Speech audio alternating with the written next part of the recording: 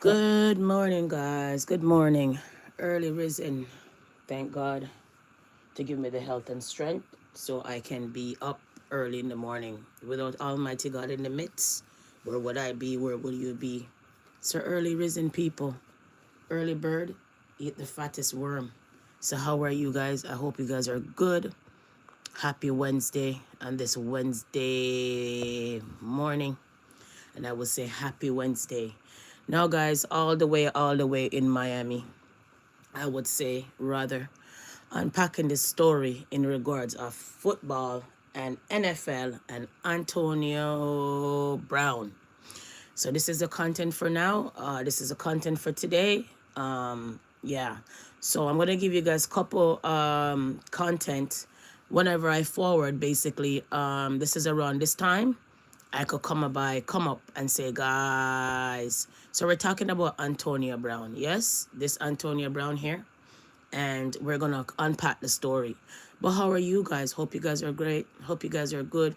Hope you guys are out and about, getting ready to go about your ambitious self, same as myself. But nevertheless, guys, hope you guys can join me early this morning on a content or two, okay, or a content and many other topics that follows, I should say.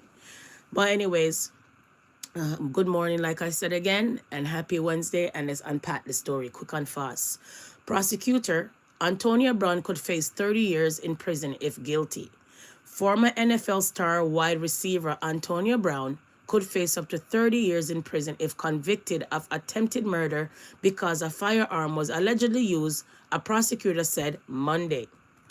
Brown appeared via video at a brief arraignment hearing in Miami-Dade Circuit Court, in which his lawyer Mark repeated that Brown already entered a not guilty plea. He was released from jail last week on $25,000 bond and required to wear a GPS ankle monitor. Big star like that. Oh my. An attempt murder charge in Florida carries a maximum of 15 years in prison. Sentenced in many cases, but Assistant State Attorney Stephanie Cruz said because Brown allegedly used a gun, he could face double that time behind bars.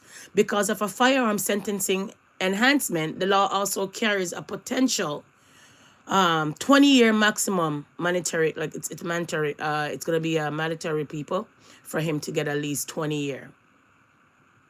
So mandatory sentence upon conviction. All right. Brown, 37, did not speak during the hearing. Judge Marissa set a status hearing for December 22nd. No trial date has been scheduled. Brown is accused of grabbing a handgun from a security staffer, okay, of a celebrity boxing match in Miami on May 16 and firing 2 shots at a man he had gotten into a fist fight with earlier. So they could come and say it's premeditated. They can say, how dare you grab the security guard gun when the security guard was the one who was supposed to be grabbing his own gun, and all of that, people. All right. Good morning to whoever is just getting into the live. All right. That's why I tell you guys, turn on the notification bell because I could appear anytime. Okay. Out of the genie lamp. Seriously. And I'm just kidding at this point in time. Right. I could, like I said, I could come on my live anytime. So make sure you guys turn on the notification bell. Yes. Anyways. So him and a man got into a scuffle, a fist fight, and then later on, he grabbed a gun, the security guard gun. Make that make sense for you, all right? So Brown is accused of grabbing a handgun from a security staffer, okay, after a celebrity boxing match in Miami on May 16th and firing 2 shots at a man he had gotten into a fist fight with earlier. According to the arrest warrant, okay, Zoe told investigator that one of the bullets grazed his neck. That's attempted murder now. Oh my. Inglar said at previous hearing that the affidavit is mistaken, that Brown actually used his personal firearm and his shots were not aimed at anyone. Brown has said on social media that he was defending himself from an attack, and that others were trying to steal jewelry from him. Brown spent 12 years in the NFL and was all-pro wide receiver who last played in 2021 for Tampa Bay, including a Super Bowl championship with the quarterback Tom Brady. He spent much of his career with Pittsburgh for his career. Brown had 922 receptions from more than 12,000 yards and accounted for 88 total touchdowns, counting punt returns and one pass. Brown was extradited last week from Dubai, because remember, after the situation, he ended up in Dubai, where he was business interest after an arrest warrant and attempt murder charges was issued in June. All right?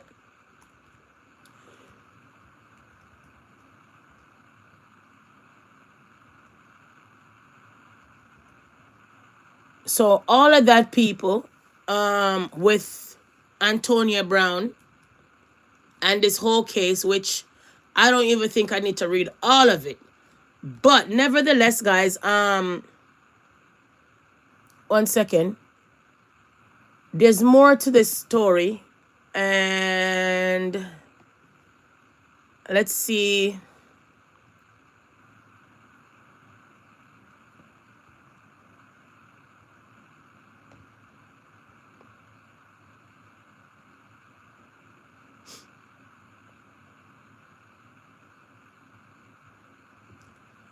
Yeah, okay, so that's the Antonio Brown situation and story, basically, right? 1 second.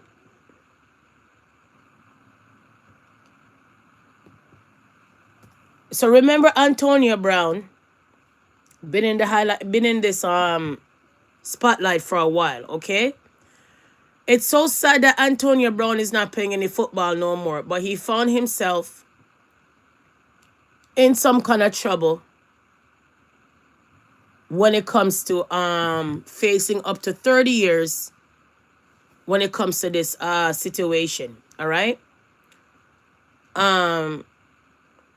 So basically, like I said, recap on the story. He has to wear a GPS ankle monitor. He came out on 25,000 bond and all of that. They said he was arraigned back in jail, which I'm not sure. Don't think so, because the way I see it, he's out, okay? Brown is 37 now. So if Brown have to do double that time, 30 years, because remember, it's 15 years for a weapon, but he also fired the weapon, so that's double. So basically, he could face up to 30 years if he's convicted of attempted murder. What was the situation? They claim allegedly him and someone was scuffling earlier, okay? And then he took the gun off the security guard and fired 2 shots, and one of the shots grazed the guy, and now they charge him for attempted murder, basically, all right? So attempted murder charge in Florida carries maximum 15 years prison sentence in many cases.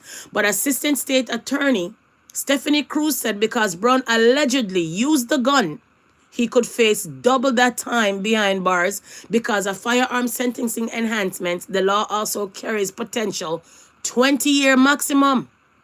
So that's about 35 years the way we see it. Okay, upon conviction. All right.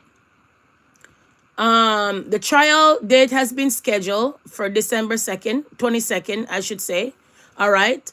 Brown was accused of grabbing a handgun from a security staffer. Okay. After there was a boxing match in Miami on May 16th, in the summertime, rather. Okay. Going on. Yeah. And, okay. The perpetrator, well, not the perpetrator, the victim is Zul. Okay, and Zul told the investigator that one of the bullets grazed his neck and basically almost killed him. All right. Then they said that Brown possibly used his personal firearm. We get to understand that Brown didn't use his personal firearm. Brown actually grabbed one of the staffer handgun and used the security guard handgun. All right. Brown spent 12 years in the NFL. Okay. He played in 2021 at Tampa Bay, including a Super Bowl championship, like I said, with quarterback Tom Brady. Okay. Much of his career was with Pittsburgh. All right. And Brown had 922 receptions from more than 12,000 yards and accounted for 88 total touchdowns. Okay, guys. Not only that, when Brown got into his scuffle, got into his issue, Brown ended up in Dubai, claimed that he was on a business trip, and they had to extradite him back to Miami to go give him the ankle bracelet and the attempted murder charge. So if you're following me, then you're following me. If you never heard the story already, then you hear it over here. Me first and you second. All right? So have you heard the story? If you did not hear the story, then here you are right now with the story, okay? So now, guys, I have the audio for you guys, to be honest. Let's unpack the audio, okay?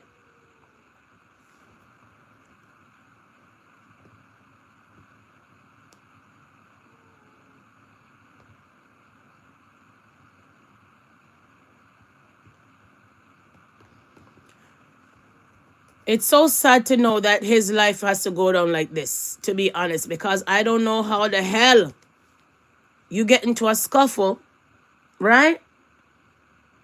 So this is the time that he was released and then he was arraigned. Okay, so let's get to he was wanted for okay, he was wanted for murder. Okay, so let's get into it for a second. All right, let's break this down quick and fast. Former NFL star wide receiver Antonio Brown is wanted in Miami-Dade County on a felony charge of attempted murder, according to a report from David Oval of the Washington Post. The signed warrant obtained by the Post lists a charge of attempted murder with a firearm and orders $10,000 bail and house arrest for Brown until a trial can take place. The charge levied against Brown stems from a celebrity boxing match in Miami on May 16th, in which a shooting occurred. Officers had responded to a dispatch of shots being fired outside of the venue, and Brown was briefly detained after being involved in an altercation. He was ultimately released, and no charges were initially filed. However, the warrant that was signed in Miami-Dade on Wednesday stated that eyewitnesses in the parking lot identified Brown as the shooter. However, Brown did not have a weapon on his person when he was detained, but video footage showed Brown fighting with another man and taking a gun from a security officer. Once the gun was obtained, Brown ran back toward the man he had fought. Okay. Thieves. Victim told authorities that Brown ran toward him with a firearm and shot at him twice. Jaja. The victim and Brown struggled over the weapon until authorities arrived on the scene. The victim was later treated for injuries and released from the hospital. Brown last played in the NFL in 2021 with the Tampa Bay Buccaneers. His career ended when he walked off the field in the middle of a game. He was released the next day by the team and has been out of the league since. Yo, I have to laugh sometime. Yo, this boy has a little bit of troubles, my friend. I swear to God. Yo, there was one time this boy was playing and he just walk off the just walk off the field in the middle of the game, and the team is like, nah, man, we're not having this shit. Like, we're not having this. We're really not having this right now, to be honest. All right, guys. From there, this is when he basically came out of jail, they claim. One second.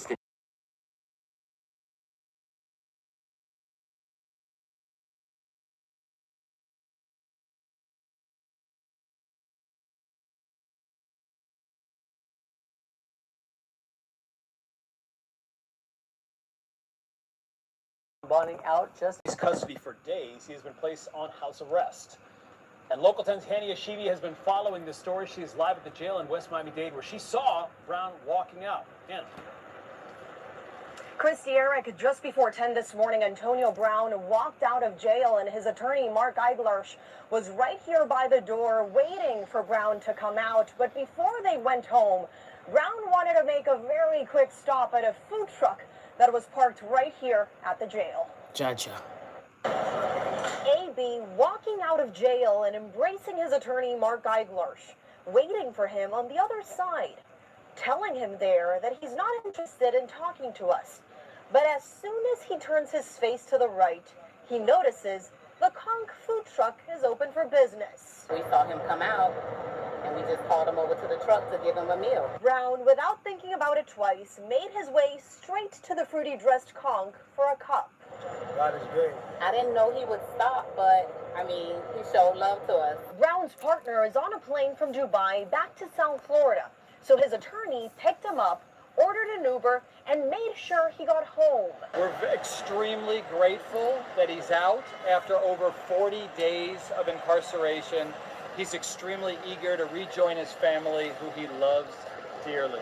40 days because attorney Eiglar says that's the time Brown was in custody in Dubai. Then law enforcement officers came, picked him up, and extradited him to New Jersey. Days later, he made it back to South Florida to face an attempted second-degree murder charge. Reasons for going to Dubai are questioned. He's given multiple different reasons for why he went. I have documents that evidence an ongoing business in Dubai. Lies. He went there in May before any warrant was issued. Back in May, investigators say Brown fired a shot that may have grazed a victim's neck during an underground boxing match in Little Haiti. Was the victim shot? Was he actually struck by this bullet? I don't believe so, Judge. This case is clearly overcharged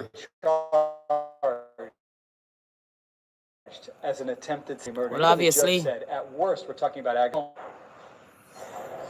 Now, My Brown's God. bond was set at $25,000. Right now, he is wearing an ankle monitor, level 3, which in simple terms basically means that he can roam around freely outside of his house, but the courtroom will be tracking his movements. Yesterday, that judge telling him in his first court appearance that he can't have any type of contact with the victim. That's the very latest from TGK in West Miami-Dade. Another black man make him anger bite the dust. Imagine you're a football player and instead of you go and do something. Man, I mean, you know, all mentor some kids and all of that. You're all here in boxing game where you're not a boxer and end up in a scuffle and see there your life is going to be going down almost 30 years down the drain when it comes to all of this and that, right? This is just 1 second. So at the end of the day, guys, we got to be mindful out here. You know, I mean, a lot of these guys may be possible not going to retire and keep their money. A lot of times they find themselves in legal issues and legal problems, as you can see right now, like Antonio Brown and all of that. So right now, Antonio Brown left from NFL to ankle bracelet, to be honest. All right. This is when he was arraigned on the charges, like I told you guys, okay, and stuff like that. So let's unpack it. Former NFL star Antonio Brown arraigned today on charges of second-degree attempted murder, appearing virtually. We've entered a not guilty plea, demanded trial by jury. The charge is stemming from this moment captured on video back in May. Authorities say Brown was armed with a gun. He chased after a man he just fought with outside a celebrity boxing match and fired 2 shots. You're there. You're gunshot. Suffered a grazed wound to his neck. A day after the shooting, Brown claimed self-defense, posting on social media. Regarding the boxing event that happened last night, I was jumped by multiple individuals who tried to steal my jewelry and caused physical harm to me. Authorities say he left for Dubai shortly after the altercation. He was at Dubai. We knew this because of his videos. Brown posting this video on social media at a hotel in Dubai as part of a brand partnership with the crypto gambling platform. In this video showing a luxury car with what appears to be a Dubai license plate. After being extradited back to the States. You have your ankle bracelet on? He was released on bail after posting $25,000 last week. Over the weekend, Brown appearing on Angels and Demons podcast. Okay, guys. Talk about his mental health. It's never easy. So he also talked about his mental health in the past. I feel like we go through everything we go through. But notably not discussing his recent charges. The former wide receiver was once considered one of the league's most successful late-round draft picks. He was. Dubbed himself Tony Toe Tap for plays like this. Brady, end zone, caught by Brown. Keeping both feet in bounds on a challenging sideline catch.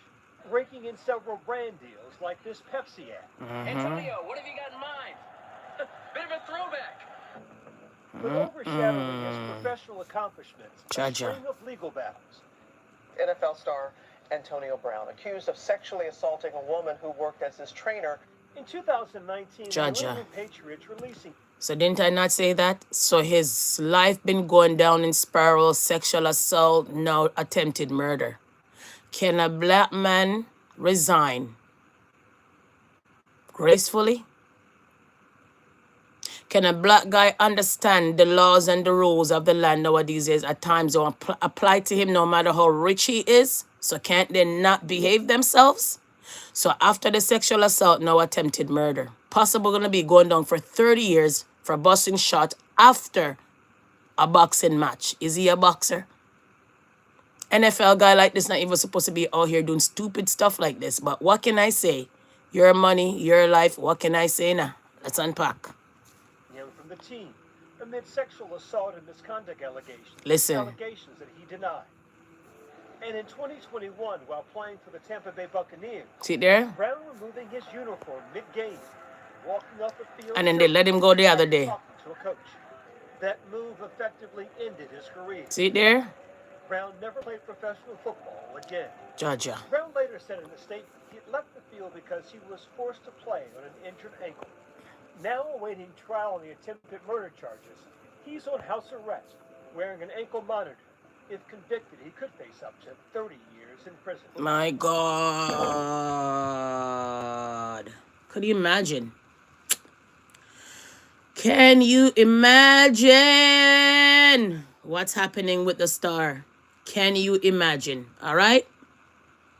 He also entered not plea guilty situation, like I said.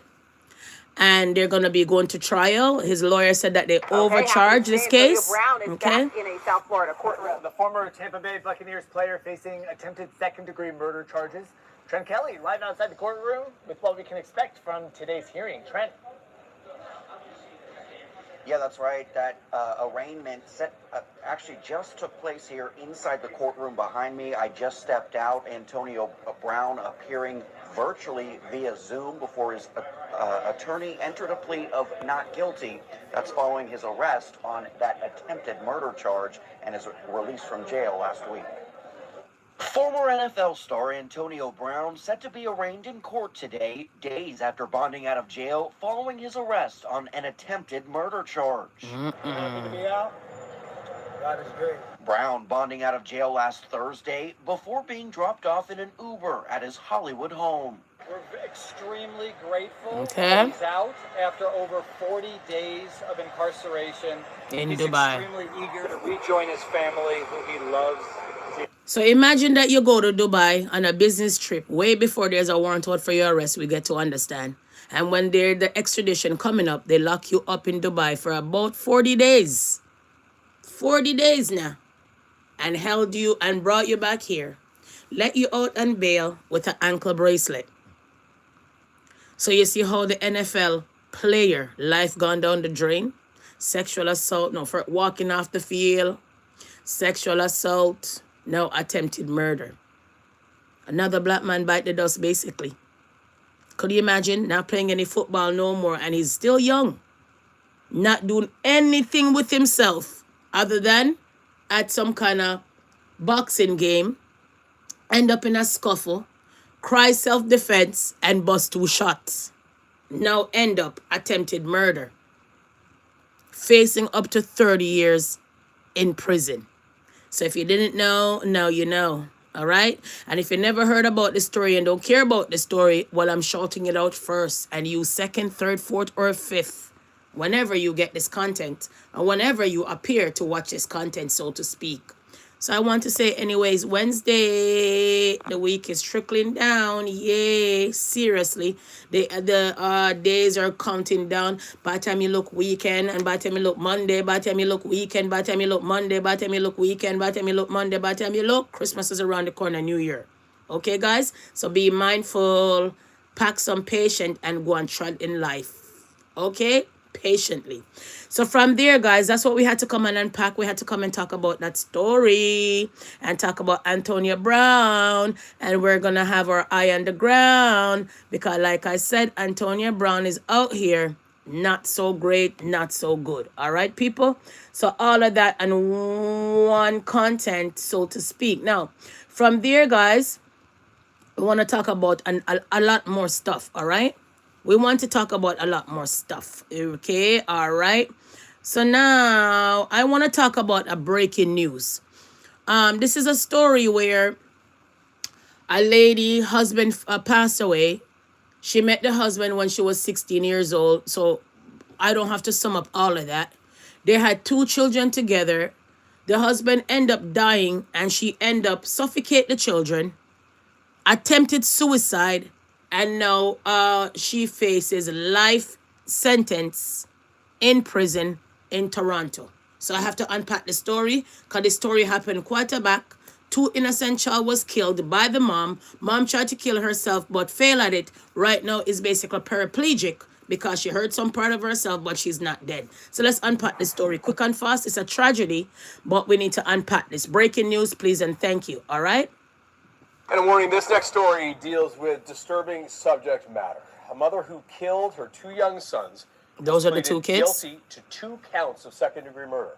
Crime specialist Catherine McDonald joins us from the courthouse with more. Catherine. Well, when I first reported on this case after the children were found dead and their mother survived a suicide attempt, there were so many questions about why. Now, nearly 2 years later, Vanessa Colias' lawyer told court she was not motivated by malice, adding that she loved her children very much. On the night of December 10th, 2023, police were called to an apartment building near Kennedy Road and Highway 401, where they found 25-year-old Vanessa Colias lying on the grass. She told first responders she had fallen from apartment 611. After going upstairs and breaking down the door, officers discovered 2 little boys lying side by side in the living room without vital signs. Despite life-saving efforts, 5-year-old Yanis Colias and his brother, 4-year-old Dimitri Colias. Look at the father. She was only 25. Met this man when she was 16. Allegedly. Possible groomer. Allegedly. She went through a lot. Allegedly. Maybe the mental capacity of this man passing away, and then 25, single mom with these 2 kids. Who knows what happened? But she should have gave those kids up. But she said that nobody was good enough to raise her children, and they would rather to be with her in death. Oh my. Let's unpack, please, and thank you.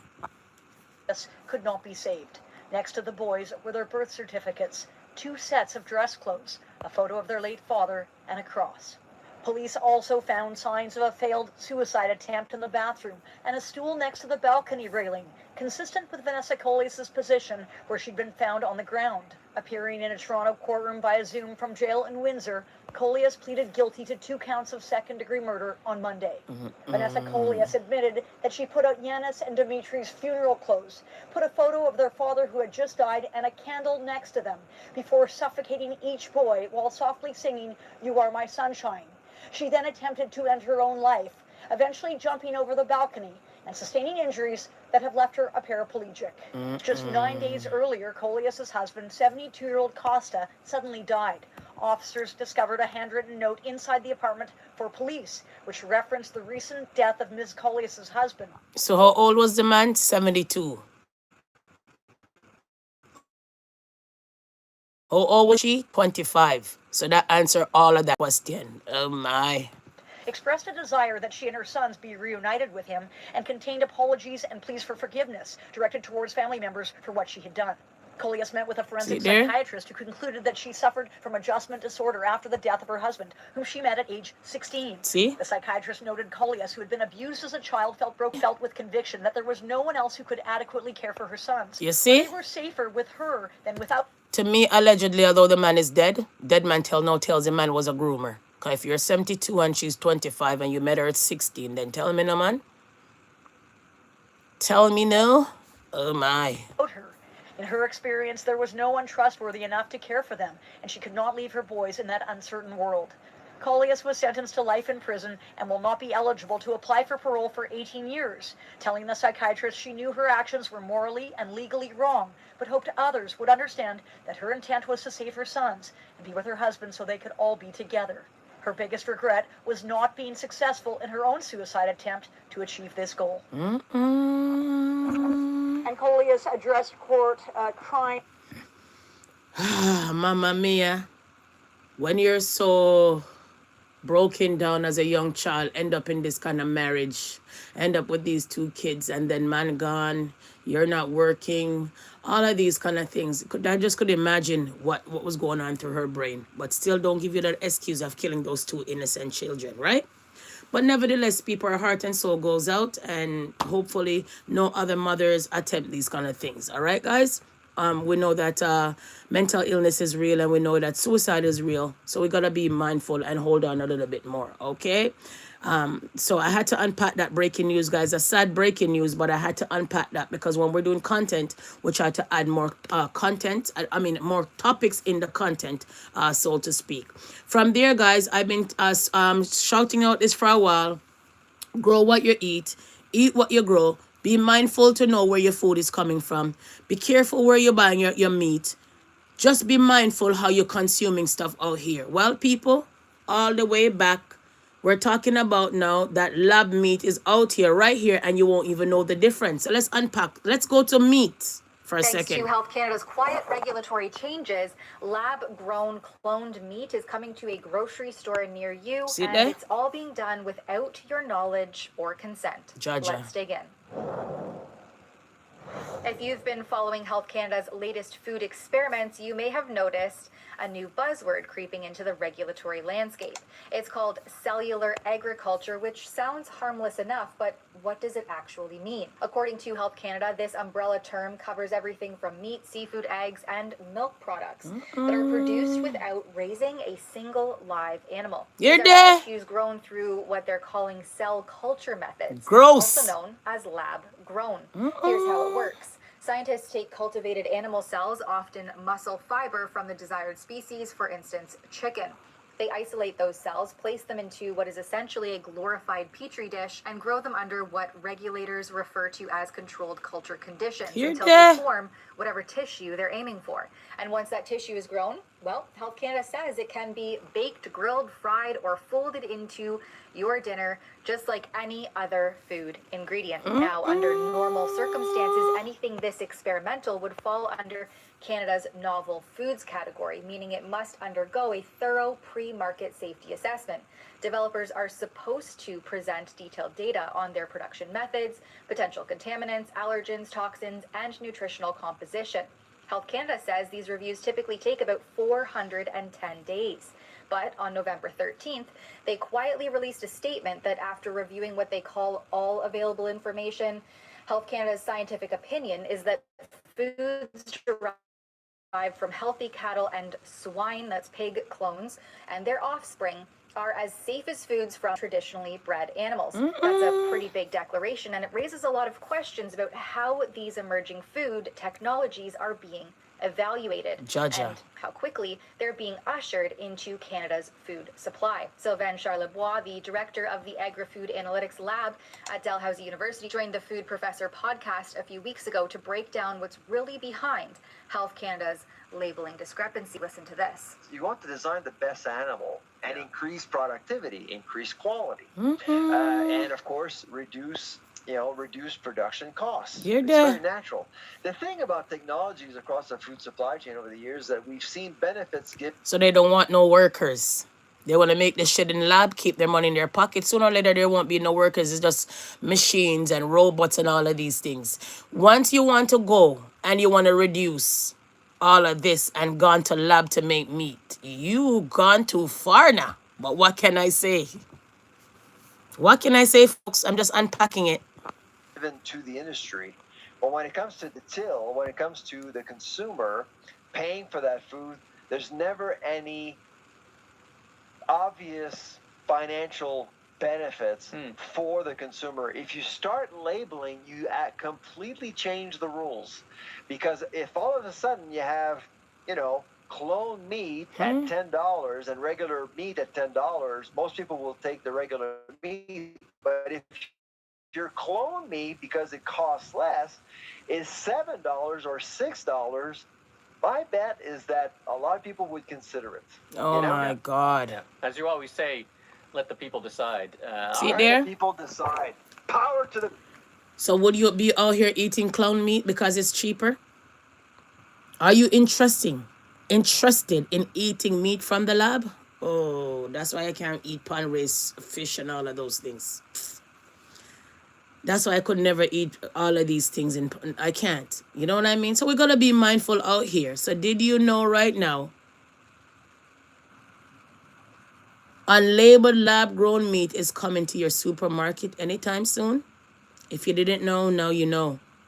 And if you haven't heard that story, you heard it over here now. That fox meat, clown meat, lab meat grown. Remember, you know, they're not growing any animals. It's basically taking the DNA from the cow and grow it in the lab until it end up in flesh. Not even until it grow to be cow, you know. Until it grows some kind of flesh where they could cut it up and say, here you go, steak.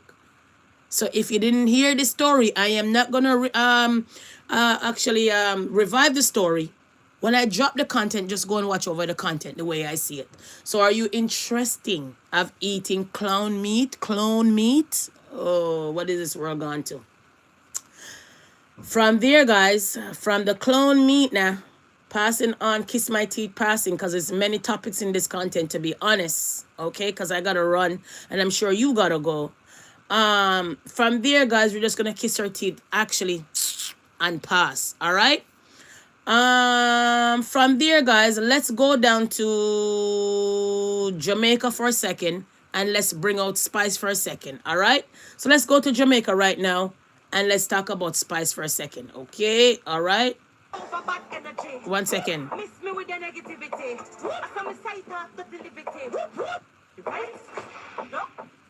I'm forwarding it out. Right here. Hundreds of millions of times. She's got millions of followers on social media. After her home country got walloped by Hurricane Melissa last month, Spice organized relief efforts through her Grace Hamilton Foundation, giving people care packages and clothing. She also rented 10 trucks filled with materials to help rebuild dozens of homes in the hardest hit areas. One of the stuff that you see with the block, the cement, the steel, the zinc, the tool before, the plyboard, to start by their foundation. So let them see, show them where the empty lot was, where the foundation, where the house was. So this is what is left from Hurricane Melissa. And it's a large family that used to be here that lost their home. Jaja. Spice joins me now from Miami, Florida. Go to Spice. Spice. This one I'll big you up on. Grace Hamilton. That's where the Grace Hamilton Foundation comes from. First off, thank you so much for all that you've done on the ground. Thank you so much for having me. It's my pleasure. So for people that haven't been there, describe what it's like right now on the streets of Jamaica.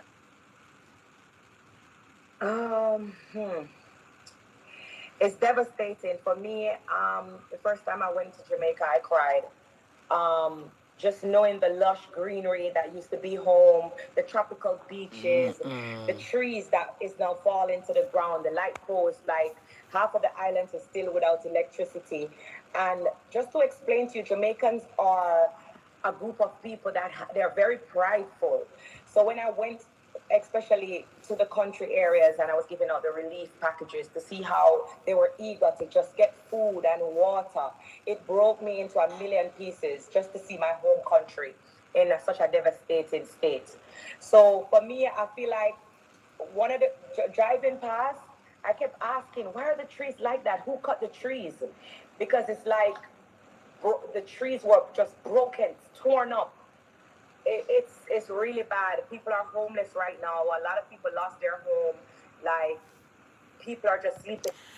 I want to interject. Why isn't the hotel opening up some doors and the government can subsidize that for some of these people that don't have no home temporarily until they could figure something going on? Why the hotels then pack up in Jamaica and not helping out in this situation? And then you guys gonna sit there allegedly now and go there and go give hotel money after this aftermath that they never really helped, allegedly? They're supposed to open up some of those doors like how in many countries where the government subsidize hotels for homeless people. For people who can't fit in the shelters and stuff like that. Oh, let's continue. It's crazy to me, but what can I say? Outside, it's really hard to witness my people going through what they're going through right now. It's extremely bad. So talk about your decision to step up and some of what you've done now on the ground. Most people know me. I have a foundation called the Grace Hamilton Women Empowerment Foundation. I started that in 2018. I too was once homeless, and so my slogan is from homeless to greatness. So because I know what it feels like to not have anywhere to sleep, I really just jumped at the thought of, okay, it's okay to give food and everything, but there's children right now that is Homeless. So the first aid, I came together with my team and I wanted to donate building supplies so that people who lost their homes can start a foundation just to restore their hope, because a lot of these families have built their homes for years. It took them years to really accomplish these homes. And so I know for a fact that a lot of people just feel hopeless. So I wanted us to give them back hope. And so I went down, I rented like 10 trucks and I brought like building supplies with blocks and steel and cements and zinc and anything that I could find that would give them hope that they could build back their house and start. So I have this thing right now with my foundation where I'm saying we're building back Jamaica one house at a time. Chacha. Well, we've been looking at some video of people's just giant smiles when you arrive and giant hugs for you. Talk about what it feels like to feel that love back and to watch people feel hope for the first time in a long time. Well, you know, think about these people who got cut off from society. A lot of them couldn't talk to their family. The trees blocked the roads. You know, most of the supermarket that they had with food and stuff was shattered. The hospitals are damaged. The airport, most of the places. And so they haven't seen people, you know, for a while. So when a lot of artists, just like myself, you know, started to come together and push through to go up there to see them, that's the joy that they feel like, you know, we remember them. We are here with them. It's just telling them that, listen, together we're stronger. We're going to do this together. We're going to build back Jamaica, you know. So it was just that rush of hope, the sense of hope. And just to see someone of my caliber coming to them, just to hug them. Sometimes a hug goes a long way. So to everyone that has been praying for my country, I really appreciate it a lot. And I would encourage people to continue to help Jamaica. There's so many different links. So many people have stepped up to help. So I feel like that just gives them hope and put a smile on their face. So we're not going to drag it out. So as you know, Spice is on the ground with zinc, plyboard, you name it. And we have to big her up for that because it's big, big, big, big, big. When you can build back someone's shelter, it's a good look more than giving them food. So it's a good look and no doubt, a good look when everybody come together, try to build back that country. So to speak. All right, guys. From there, we're gonna unpack some other things in this content, finish up the rest of the topic in this content, and jump off of this and say thank you guys for stopping by 101 to be honest. Okay, what else we have to talk about? All right, guys. Okay. From there, let me look for some other things in my phone. 1 second. From there, I want to talk about... 1 second. I don't want to forget, okay? So before I talk about that, let me talk about some other things, if I could find it. 1 second. 1 second, guys. 1 second, 1 second.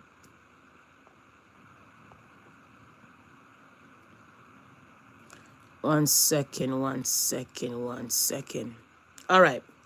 So before we even move on to that, move on to anything else, let's talk about Wendy Williams for a second. All right. I will get back to the other one that I want to speak about. But since this is in my face, let's talk about this. And as you guys know, Wendy Williams did some kind of medical evaluation all over, right? And as you guys know, that her guardian, they claim, is a scuminar. Okay, a liar, allegedly. And they claim that the way how the guardianship is going, Wendy's even paying for that guardianship, that she's basically locked up in a facility almost like a jail. I don't know who they claim. So allegedly it was Diddy when Diddy played all of these hooks. Diddy is part behind this thing because when Wendy Williams was the first one to come out and tell the whole world that he was gay. So they say the way how Diddy is so powerful, all the prosecutor in the case lost her job.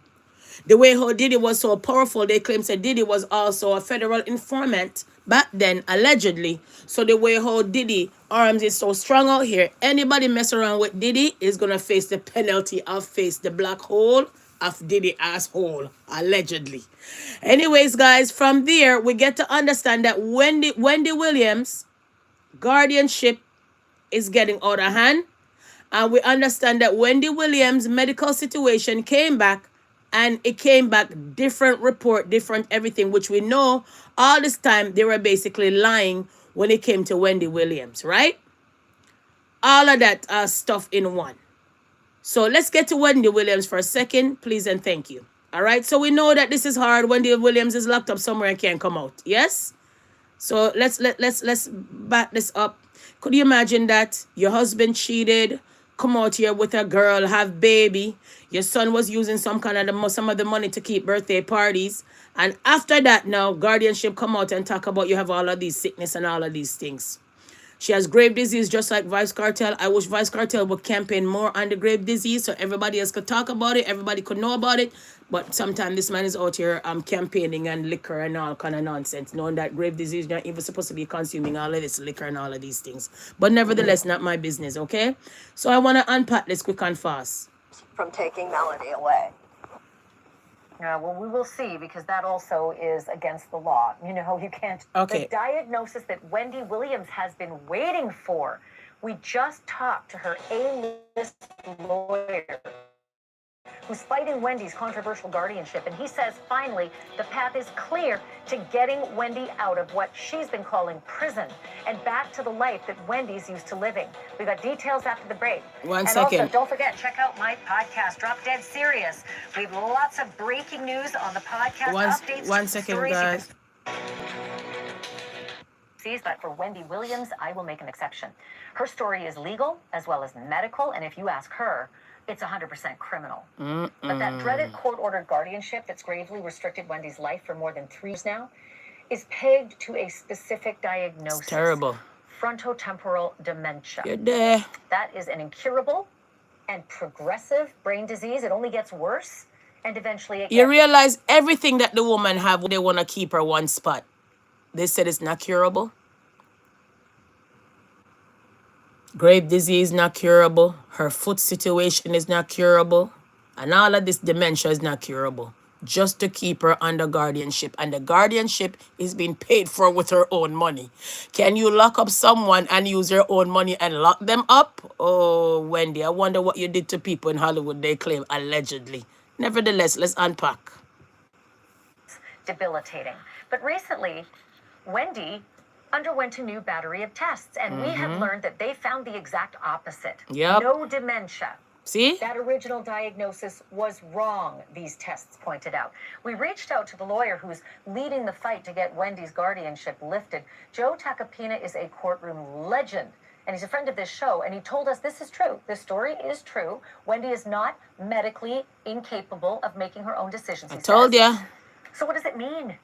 Does the guardianship end right away? Can Nope. Wendy leave that 5th floor memory care unit where she's been locked up and angry about it? She's paying for it, by the way. Hundreds of thousands of dollars. She is. To be locked the legal up. team plans to ask the judge to give Wendy her life back. And if that request is refused, they say they're going to ask for a jury trial for it. Joining me now is someone who literally wrote the book on guardianships, journalist, author, and friend of the show, Diane Diamond. Her book is called We're Here to Help When Guardianship Goes Wrong. Diane, I did not expect necessarily to see such definitive evidence. I believe it. They've been doing this shit for years. This was wrong. I love it. They've been doing these things for years. For years. They've been doing these things for years. For years. That's even they've been doing a lot of they've been doing these things for years. Don't want to talk too much on it. For years. And if you're not careful, you always need a second and third opinion, the way I see it, even with your children. Even when they come and tell you that there's a problem with the child at school and they're trying to send you to their own doctor. Be mindful out here, man. Remember that people nowadays have careers and jobs and people's downfall. So we got to be mindful, all right? Your reaction to this? Well, I wasn't surprised a bit because Wendy told me that this was what the new medical team had discovered. I was waiting for the announcement to come out, and now I guess it has. Was I surprised that it was a completely different diagnosis? No, because not only was she diagnosed with what? Frontal temporal lobal dementia. Yep. And something else. What was it? The same thing that Bruce Willis has. Yep. Aphasia. Oh, aphasia. Yeah. Aphasia. That was the original diagnosis put into the court by her guardian, Yep. a woman named Sabrina Morrissey. Now, To steal her money, was that a allegedly. fraud upon the court? Yep, it was. Was it just a misdiagnosis by the medical team that Sabrina Morrissey hired to evaluate Wendy Williams? I mean, we don't know. So maybe a jury trial would be a great thing.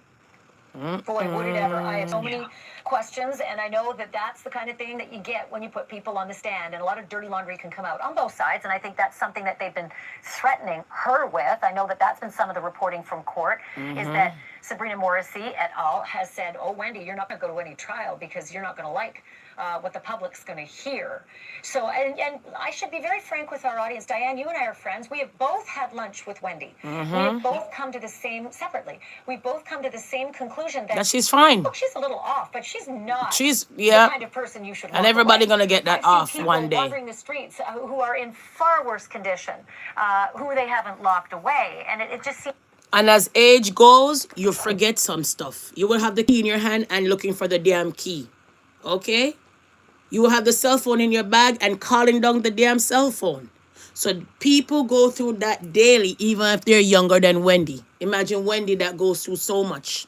Going through her divorce, going through that, publicly breakup, publicly baby mother, side chick. Oh, that was a lot for the grown sister now. But they say allegedly after she touch up Diddy by telling the whole world that he was gay, after that, we know they were going to get her. Because they said Diddy is powerful than a mother effer, they claim. Allegedly, don't mix me. So from Wendy Williams from there, guys, we want to unpack some more stuff. Yes? All right. So we're going to wrap up this live sooner or later. Okay, guys? I like I told you guys, I come on weird times. So just turn on your notification bell if you do care to watch the content or two. All right? From there, guys, let's get to the McDonald's fatal stabbing. Now, you guys know that this girl, she came and she ranted on social media about her manager. Her manager sent her home, clocked her out early. She went back to the McDonald's and stabbed the hell out of the McDonald's manager. And now we get to understand that the daughter of the victim in the McDonald's fatal stabbing came to court with knife. Let's unpack that quick and fast. All right, guys? Because we're all over the globe now. So you remember this case? This girl who stabbed up her manager, McDonald's deal? Remember that situation? Let's unpack this quick and fast, all right?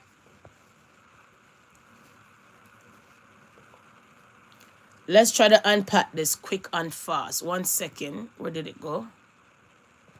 I think it says, because it says, 1 second. It says, let me go in there some other way. 1 second.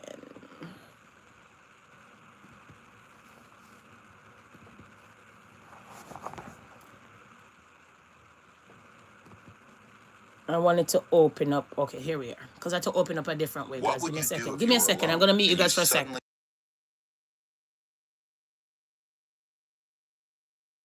Now to our other top story today, chaos inside an East Point courtroom as the suspect in July's deadly McDonald's stabbing faced a judge. The victim's daughter tackled by police after leaving the courtroom and allegedly returning with a knife. Judge. But the hearing continued with prosecutors revealing how and why Afeni Muhammad allegedly stabbed her manager to death. 7 News Detroit reporter Ruta Alsonaida inside the courtroom. She's showing us what happened today and what comes next. It was a dramatic day here at District Court in East Point as prosecutors played the surveillance video of what they say is Afeni Muhammad killing Jennifer Harris. It's that video that set off a chain reaction and left Jennifer Harris's 17-year-old daughter behind bars. This right here is video of the chaotic aftermath of the 17-year-old daughter of Jennifer Jama Harris, who was tackled and arrested by police in the lobby of 38th District Court. East Point police say she brought a knife into the courthouse after seeing the disturbing surveillance video of her mother's murder in court. Harris's family was then barred from returning to the courtroom for the rest of Friday's hearing. Prosecutors releasing new video on what they say is 26-year-old Afeni Muhammad, her face covered with some sort of mask, a large knife hidden under her arm, walking into the back of the East Point McDonald's on July 10th, where she and her manager, Jennifer Harris, worked. Prosecutors say Muhammad was sent home earlier that day by Harris for slacking off. She later returned, allegedly stabbing Harris at least 13 times. Even though Jennifer Harris had collapsed on her back, bleeding, the defendant intended to finish the job on the ground. You can see in this entire... The way how they had to get this uncivilized mutt off the manager, it's a man in the drive-thru have to pull his gun and say, yo, get off her before I blaze one after you. And when he shot, it missed her, and that's how she back up with that knife. So let's try to get in the mind of Mrs. Wacko. People could call her Wacko, but yo, people are struggling in the States where if you cut half of their day, they will come and kill you. People are struggling with their little paycheck. If you tell them don't come to work the next day, they want to hang you. It's rough out here, and we're not making excuses for her. But you don't know what's in people's mind nowadays days will trigger them off. That's why I said nowadays days you got to be careful. Beware how you go out here and bother people. You understand?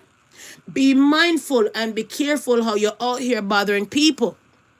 Right? You have some set of people, they out here, they bother people, and then they go around and tell the whole world that the people them are mentally ill. So let me ask you a question. If you're going around telling people that the person who you're harassing and bothering with your group of friends that they're mentally ill, and that person who you claim is mentally ill hurt you, what you expect to come out of court?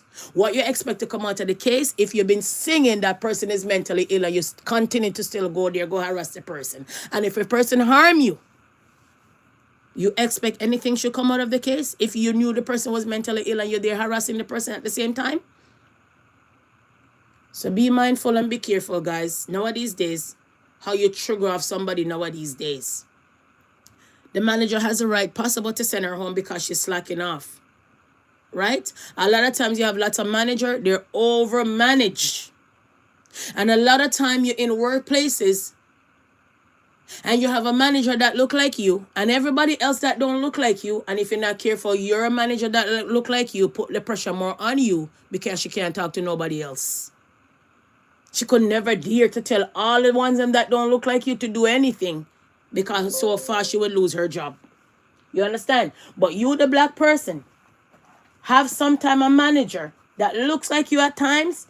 They're more to tell you to do every freaking thing and stress you out more than to stress out everybody else because they can relate to you. And when it's time for you to cry that discrimination, you can't cry. You can't cry foul. Because when you go to HR, the person who's doing all of these things is one of you. So how can you cry?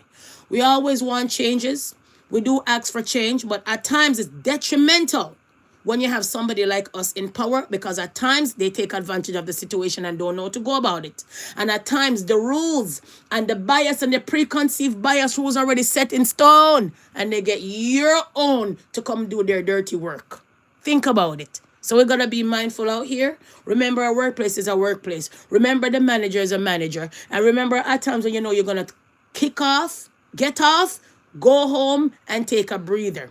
This is basically called premeditated murder, because you and your manager at it, you left, you went to go get a knife. It's premeditated murder.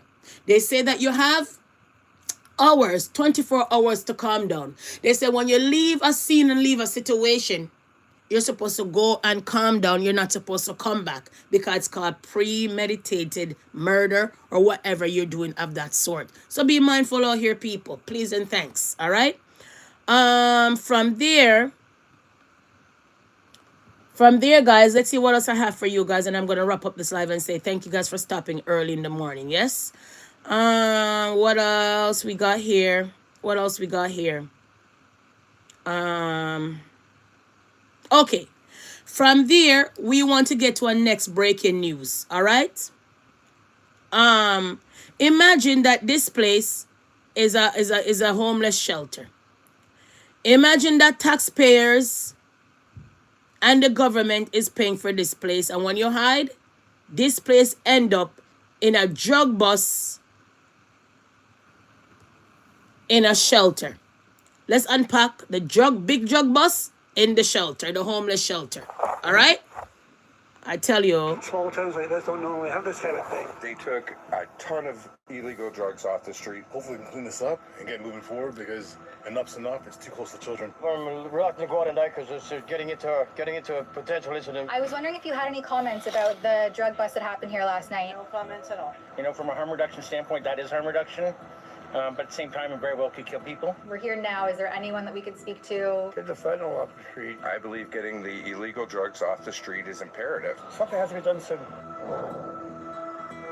For Rebel News, I'm Tamara Ugolini here in Cobourg, Ontario, which is about an hour east of Toronto along the 401 corridor. And I'm here at the controversial shelter operation at 310 Division Street, where there was just a joint police operation executed in the night last night between Port Hope Police and Cobourg Police. They cited a unit at 310 Division Street and another residence on Margaret Street here in Cobourg, where they seized 472 grams of fentanyl, 30 grams of cocaine, 46 grams of crystal meth, morphine, oxycodone, psilocybin, cash, cell phones, packaging, and other drugs.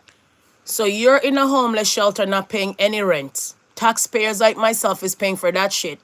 And you have all of these things in the homeless shelter?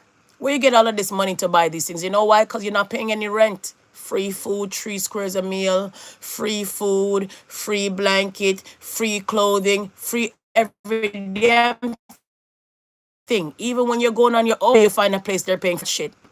And you have all of these things in the homeless shelter. So if you could have all of these and buy all of these, why are you in the homeless shelter? Kiss me teeth and pass. Sometimes they say that some of these shelters are fraud allegedly because these people are just in the shelter to make money and go about their business. All right? Let's unpack. If you sit down in a shelter for a year or 6 months and you're not paying no rent and you save that money, how much money you have? Think about it. Let's unpack. Production related materials with a street value of roughly $320,000. Now, this validates community concerns. $320,000 worth of drugs in the homeless shelter, but you're homeless. In the homeless shelter, but you're homeless. You know where they could get all of this money to buy these things? Because not paying any rent. When you're in a shelter, you don't pay no damn rent. You just sit down there for free. Live off of people's back.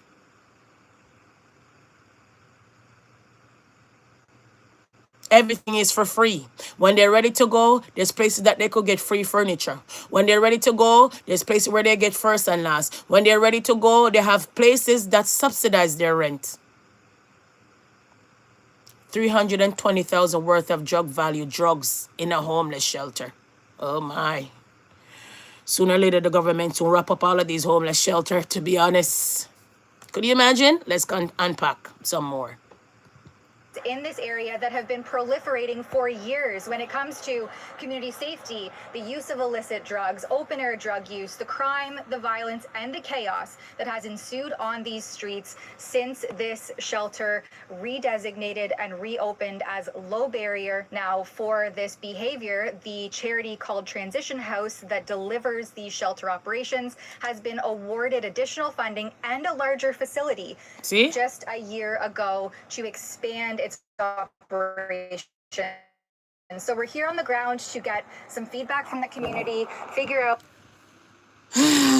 So this is where your taxpayers, your tax dollars are going if you're out here working and government to take $300-400 out of your paycheck every 2 weeks. See, when government takes all of that money out of your paycheck and you add up all the money, remember, you know, every 2 weeks government is slapping your paycheck $200-300, $400. By the time the government take that every 2 weeks, how many months are in a year? How much time you get paid for the month? And then when it's time for you to do your income tax, you don't get back all of that money that the government is giving, that the government has taken from you. Not at all.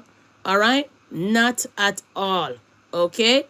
Now, remember that story I spoke about yesterday and told you guys that the guy, this man is only talking about that he's ashamed because I was saying to you that possibly he's ashamed because he got caught and all of these things. Remember this guy here? Remember that guy? Well, another guy came out and said some other story. Let's unpack it. All right? Let's see if I could find that one. Quick and fast. What is going on here? How much was seized from... Sorry, guys. A stark reversal. President Trump is now calling for the release of the files. I'm talking about terabytes of videos taken in the Epstein homes, taken at Lolita Island and beyond. We need it all. Breaking news tonight, bombshell. Okay. Words. The Congress, as well as Marjorie Taylor Greene, who Trump has had a field day with over the past weekend, insulting her mainly because she has been one of the main people who is pushing The to release. So go we're going to ahead skip and out that. We don't want to live. drag out all of and the that. fact that President Trump did nothing wrong. We don't want to drag out. More We're gonna, wrongdoing heaped on top. Now, I want you to hear something, Rob Sheeter, and you're going to... right here. It to people, but he didn't. So I'm glad these new emails are coming out. 1 In minute. the early 2000s, where he pled guilty to solicitation of a minor. Remember that? Many people call that... But you are saying, no, it was not... Pedophilia. Listen. Well, I just think we have to get our words right. Means very young, 13, 14, 12. The woman that he, the girl that he admitted to having sorts on was 17 years and 10 months. That's terrible, and it's a crime, and it's underage, but it's not. So you can't say he's been convicted of. Not that it makes such a difference, because he was. So what was he convicted of? He was sleeping with young girls, things, including relatively young people. But it's bad enough without distorting the reality. And so what he did was horrible. What he did was inexcusable. And the moment I found out that he did it, I terminated my friendship with him. Sure you did. The newly released documents prove. So we're gonna kiss our teeth and pass, literally. That's another one is trying to say that after he found out that this man was sleeping with young girls, the price for full transparency. he decided to end the friendship. But I don't think so. I don't think so. If Epstein was alive, a lot more would have come out when it comes to this situation. So I don't think so, people. So all of that from that there. So I say that to say all this, that we won't know who these perpetrators are, because most of these people are big mogul in today's society. So we got to be mindful. All right, people? To be honest. From there, guys, we want to talk about here, right here. Civil rights leader Reverend Jesse remained in stable condition on Monday and will be moved out of the ICU later in the day, according to an update from the Rainbow Push Collision. So Jackson, he's 84. You know that he remained in Northwestern Memorial Hospital in Chicago, okay, because of situations. All right, guys. So if our prayer goes out to the civil rights leader. Okay, he's a civil rights leader and all of that. And when we see these kind of things, we have to say, oh, Almighty God, keep him in your prayer. Although a lot of times he came under fire and all of these things. But without some of these civil rights leader, this world, I don't know what this world would have been without them out here at the forefront, putting their safety and their family at bay. Okay, people? So I had to drop that. I had to talk about that a bit. Okay? From there, guys, we want to talk about here. So, our masked man invaded rapper Tekashi 69 Florida home, holding his mom hostage. Yes, people? Make we talk about it. This boy been doing a lot. And I don't know why these people bother this boy, because this boy is going to get up on the stand and go and tell on you guys. So, I'm not sure why these people gone there. But I remember that this boy made a whole spiel, a whole video saying that he doesn't have securities and all of that at his house. So when people are listening, they will come and get you, right? The mother of rapper Tekashi 69 was held at gunpoint during a home invasion and burglary at his Lake Worth home. It happened Sunday night in the Homeland and Christian community. Jay Jarvis has more details from authorities. Daniel Hernandez, better known as Tekashi 69, is no stranger to brushes with the law, both as a suspect and as a victim. The Palm Beach County Sheriff's Office says they were called to the rapper's home on Duckweed Road Sunday night just before 10 p.m. When they got there, they say several people inside the home reported that 4 armed, masked men had come inside with handguns. They also say Hernandez's mother was held physically outside while the other suspects ran inside and ransacked the home, asking for cash and cars. They say a canine searched the home but came up short, and the suspects possibly left in a vehicle before deputies got there. Previously, Hernandez was the victim of an assault at a gym in Lake Worth in March 2023, but he's perhaps best known for testifying against his own gang in 2019 and helping to convict 2 high-ranking members. The Palm Beach County Sheriff's Office is still investigating. In Lake Worth, Jay Jarvis, WPBF 25 News. So imagine that you have so much issue and then you don't have somewhere safe to even put your mom. Could you imagine? all of that and all of that, guys. So guys, I want to say I'm an hour over. Thank you for stopping by. I had to come out early today to talk to you guys because at the end of the day, sometimes I'm extremely busy to come and give you guys a content. So I said, okay, when I have a little bit of time, I will come and unpack the content quick and fast. Okay, guys? So I'm going to be leaving you guys to say thank you for stopping by. It's a pleasure as always. Turn on your notification bell so when I come live, no matter what time it is, you're the first or second or third to be alerted. Nevertheless, guys, we're going to leave you with this one here. People will forget what you said. People will forget what you did. But people will never forget how you made them feel. Is that true? Maya Angelou had to drop that one on you guys. Right here. 12 things to always remember. The past cannot be changed. Opinions don't define your reality. Everyone's journey is different. Things always get better with time. Judgment or confession of character. Overthinking will lead to sadness. Positive thoughts, creative positive things. Smiles are contagious. Kindness is free.